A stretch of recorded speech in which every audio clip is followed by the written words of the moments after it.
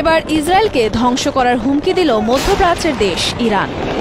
ধ্বংস হয়ে যাবে ইহুদিবাদী দেশ ইসরায়েল বলেছে, ধরনের আগ্রাসন চালায় তাহলে এটাকার সামর্থ্য থাকবে না ইসরায়েলের।